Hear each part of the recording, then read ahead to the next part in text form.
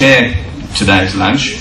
In many ways I see an analogy between what the Jewish Community Council of Victoria does and the story of Purim. We're like Queen Esther in the sense that the role of the JCCV is to deal with issues that arise in the community, combating anti-Semitism, maintaining the health, education, spiritual and cultural identity of the Jewish community in Victoria, with providing a link for existing and future generations, as well as a first port of call for new arrivals, and ensuring the provision of care for the disadvantaged, the poor and the disabled among us. In the same way as Queen Esther intervened on behalf of the Jewish people, speaking to her husband, King Hapash, I can never say that, the King of Persia,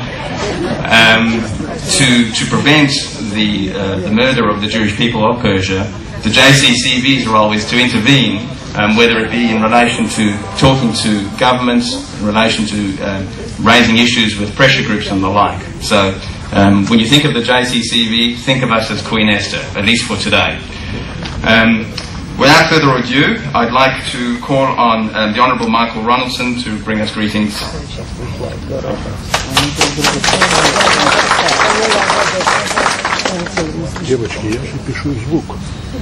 Thank you, Mr. Block, Rabbi Herzog, my parliamentary colleagues, friends, one and all. Well, clearly the Queen has not got my fax number. I haven't got a message from her, but I do have one from the Prime Minister, and a couple of words I would like to say on my own behalf. So I'll bring you a message from the Prime Minister of Australia. I'm very pleased to have this opportunity to send my greetings to all those attending the annual Purim luncheon. This luncheon provides a valuable opportunity for business professionals and young leaders in the Melbourne Jewish community to come together and share their experiences and connect with their rich cultural and religious traditions. An occasion such as this offers the opportunity to reflect on how fortunate we are in Australian society, that communities can celebrate their cultural heritage while being committed to Australia's social and economic institutions. Australia is home to many different cultures and religions which are united by tolerance and mutual respect and a common commitment to fairness and our democratic traditions. These qualities help us make us a strong and vibrant nation. The government is committed to fostering harmonious community relations and harnessing the many benefits of Australia's diversity. The efforts of the Australian Jewish community in contributing to these important ideals are greatly valued. I hope that the annual Purim luncheon is an enjoyable and memorable occasion for everyone involved, and I send you all my best wishes. Signed, John Howard, Prime Minister of Australia. Now I'd like to make a couple of very quick comments myself about the festival and current world events. We know of the Hammam's evil decree. The 13th of Adar was to be the day that all the Gentiles were permitted to kill and despoil the Jews, and Jews were forbidden to defend themselves.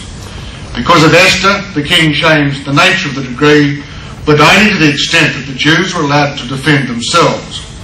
That change, along with the news that Hammam had been hanged by the king, threw consternation into the hearts of the enemies of the Jews. Well, not all of them. Many still arose to kill the Jews on the 13th of Adar. But the Jews defended themselves and won the battle with a great victory, though of course it would have been better to never have had the fight at all. Thus the day itself was reversed in intent and purpose. Recently we've seen new Hammams in what was once the Persian kingdom. The capital of the Persian kingdom, Babylon, is close to the modern day Baghdad. There we've recently seen the downfall of a modern day Hammam, Saddam Hussein, who oppressed the Jewish, Christian, Kurdish and Shia minorities with brutality.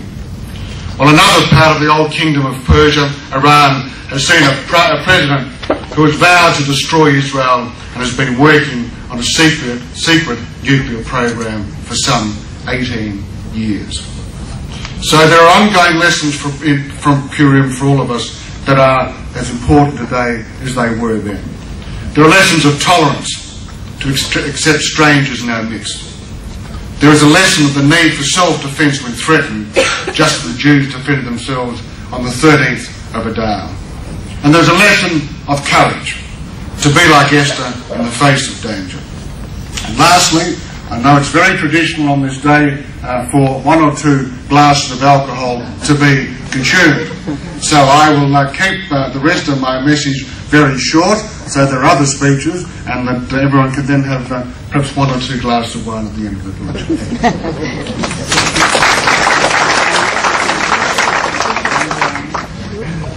Thank you very much.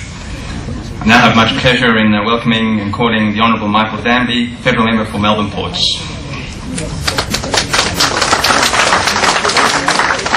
Thanks, Anton. I thought you might have mentioned the Queen, because I was expecting Queen Esther to come here dressed up, and someone might have mistaken her. So I thought that was a reference to for our other parliamentary colleagues here, who I also welcome, Rabbi Herzog and Anton. Thank you for having us here, but I thought people might mistake Queen Esther for Her Majesty. But that hasn't happened, fortunately. Neither Queen Esther's turned up nor the Queen of Australia. Purim is a very important festival for the Jewish people. I think Chabad of Melbourne does a great job in making sure that people in the city can come here and listen to a reading of the Megillah. That's the Book of Esther for my non-Jewish parliamentary colleagues. It's a custom that you have to hear it twice. It's a custom you give to charity, not just to charity, but actually have to give to individual poor people as well. And we're meant to give presents to each other too, make up 2 different varieties of food and something to drink. And I've been dropping them around various parts of Elwood this morning to various close friends. So they're the customs of Purim. As Senator Ronaldson said, we live in a time where there are many parallels, but also, unfortunately, there are not other parallels. There is the parallel of the Prime Minister of Iran, Ahmadinejad, who bears the closest relationship I can think of to Haman, explicitly having said that he would like to wipe Israel from the map. If that's not close to Haman's words, I can't think of anything that is.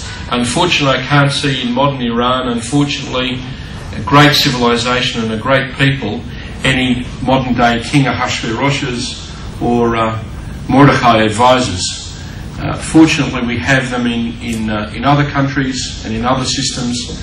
Our democratic society here in Australia means that there are plenty of Mordecais in the government, in the opposition, and there aren't too many Hamans. Unfortunately, they seem to populate all of the levels of the leadership of the country of Iran at the moment, and it provides a real and present danger for the great re-established Jewish Commonwealth in the Middle East.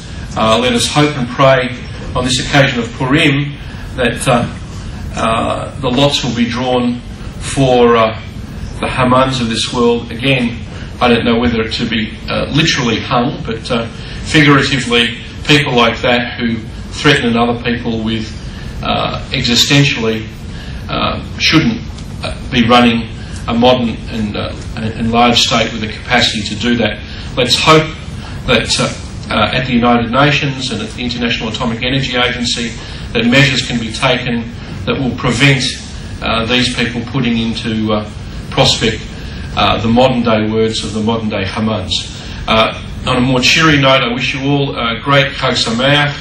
I know this is a special mitzvah here to be listening to this is my second reading of the Megillah, so I'm on target to do the right thing. And I think the thing I would like to conclude with is the pride that Chabad give the Australian Jewish community in celebrating our festivals openly and as normal members of the public. It's quite common in America for Hanukkah and Christmas to be celebrated together, but that is something that we're learning here in Australia, and I praise the work of the late Lubavitcher Rebbe and all of his work and good offices of the people here in making sure that spirit of